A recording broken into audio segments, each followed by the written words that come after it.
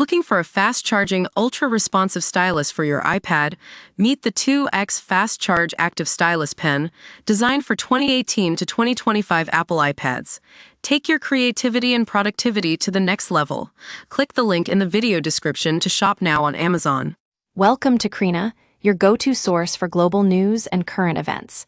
Today, we're tackling a story that's making headlines in Indonesia, where Christians are facing backlash from Muslim communities. In Tangerang, a satellite town of Jakarta, a group of about 20 Muslims arrived at the Indonesian Bethel Church just an hour before worship services were set to begin.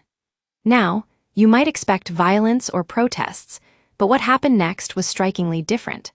The Muslim crowd demanded that the church suspend its worship activities until it obtained all relevant permits. Now, let's dive into why this is such a significant issue. Indonesia is officially an Islamic republic, but it has a long history of religious tolerance and coexistence between Christians, Muslims, and other faith groups. However, in recent years, Indonesian society has taken on a more conservative tone, with churches involved in evangelistic outreach often facing scrutiny from extremist groups.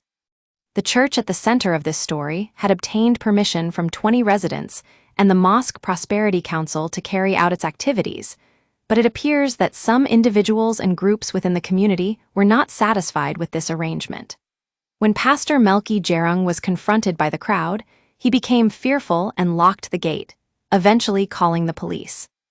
The police response has been to say that the situation is safe and conducive, but some experts argue that there's a regulatory failure at play here.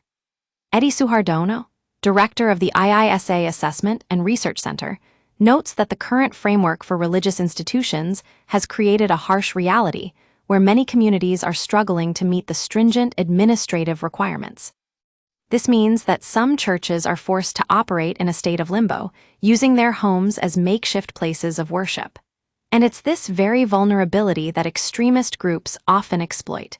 As one Instagram user pointed out, the ban on worship will continue because they know they won't be jailed.